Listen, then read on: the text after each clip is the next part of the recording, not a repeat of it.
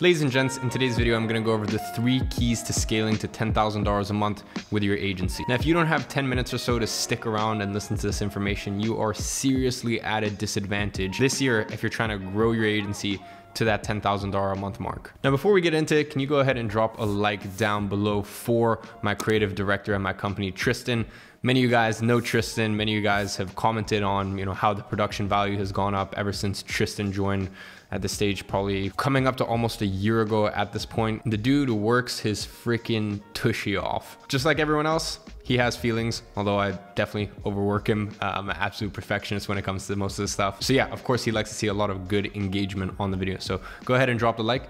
Let's get into it. The first kind of exclaimer that I want to give you is there are more than 3 keys to growing your agency to $10,000 a month, right? Here, I'm just going to give you 3 common pitfalls that I usually find people struggle with when they first get started. So let's go. Now, the first key to growing your agency to 10K a month, and I find this is very common with beginners, is only use advice or reference experiences as a sort of rudder and a direction forward on where to go. And I'll give you an example with this. So as you guys know, I'm in a very unique perspective where not only do I run my own agency, I run greatagency.com, and I have students who are looking to get their first clients and students who are doing over 100K a month. And inside of my 2 programs, we help those 2 separate demographics. Now, last night I was actually on a call with our program that helps people go from 0 to 10 to 20K a month. And I was on live Q&A call and I was speaking to someone, and we unmuted them, and this person was asking me a question, and I didn't even need to know anything about that person to know that they had not signed their first client yet. And a lot of times when someone asks me a question, I'll ask them, have you signed a client yet? And I don't ever mean it in a rude way. It's just, with the experience that I have and with so many students, you come to learn based on the quality of question where a person is at in the stage of the process. So with this person, they asked, hey, what happens if you sign a client and they don't want to add their card onto their Facebook ad account, so that way Facebook can bill them, because you have access to their ad account? And I'm like, look, I can tell you after dozens and dozens and dozens and dozens and dozens of clients, that has never happened. And in fact, inside of the Grow Agency community, I've never seen that be an issue. I've seen other issues, like, for example, even at my agency, I don't ever take my client's card information. I send them an invoice and then stay on the call until they've paid it. So there are definitely circumstances where clients would feel a lot more comfortable if you didn't have access to some of their sensitive information, for example, like their card details. But a lot of the times what beginners will do is they will just think of random circumstances in their mind, and then that'll stop them from moving forward and excelling in the present moment. So really, when you start, your mind is your worst enemy, and always remember that. Because as I said, beginners will find a way to think of these imaginary situations, blow them up, and make them a much bigger deal than they actually are. Getting advice from people who are further along on the journey is one of the best things that you can do, whether that is free content, a paid program, anything that you can get your hands on, because these people will tell you exactly what pitfalls to look out for. So use that as a rudder and use these people as preparation for any circumstances that might come up as an agency owner. That's number 1, but even better education than that is just get some reference experiences.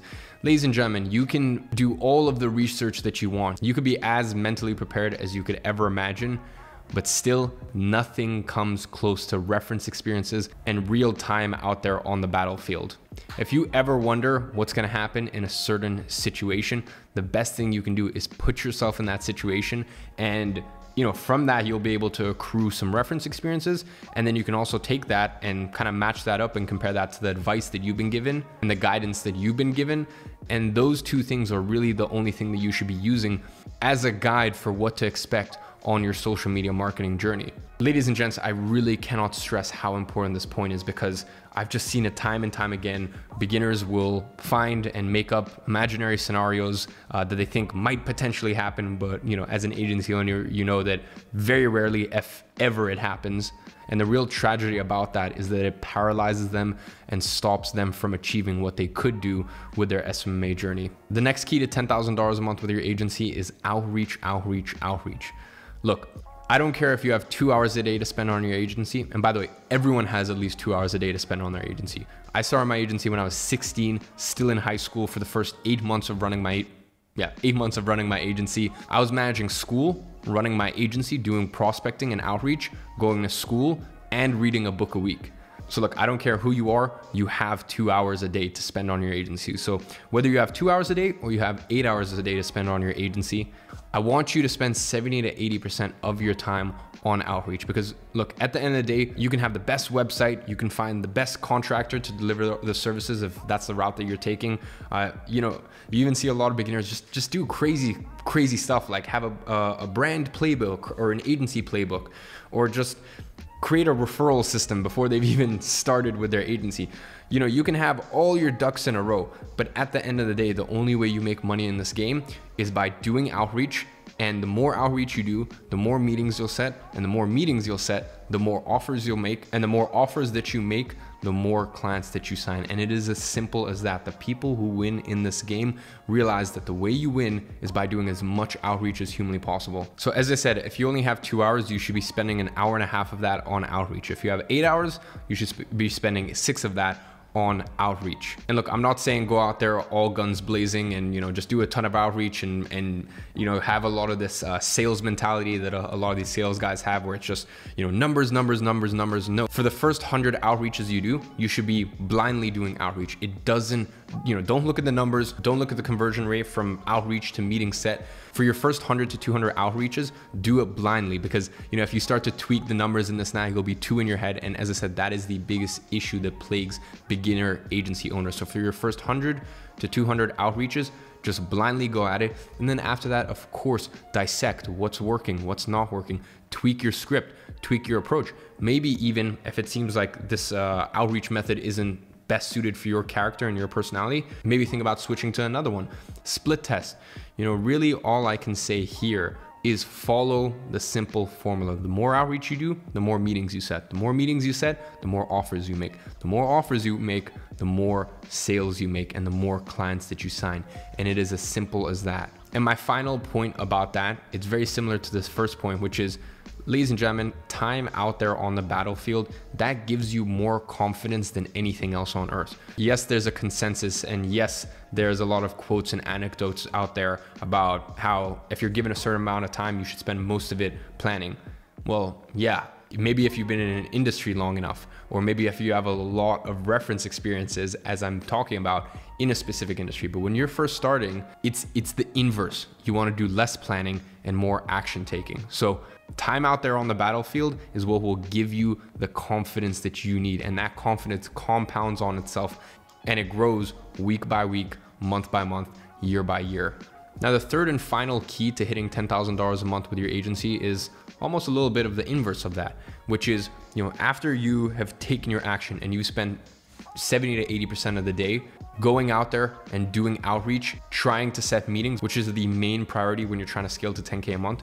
The last 20 to 30% of the day, that time should be spent doing niche research, understanding your niche, understanding the way it operates, and going out there and finding niche specific case studies, as well as learning the service that you are delivering. Now, there's kind of two routes that people take. The first route that you can take is learn how to deliver the services yourself. And I'd say that, you know, for brand new beginners, and the other thing to mention is there's a lot of people who come into this process who already know, you know, for example, the first 18 months of my agency, I was a creative agency. I knew how to shoot photo, video, distribute the content, grow social media platforms. And that was back in 2016, 2017.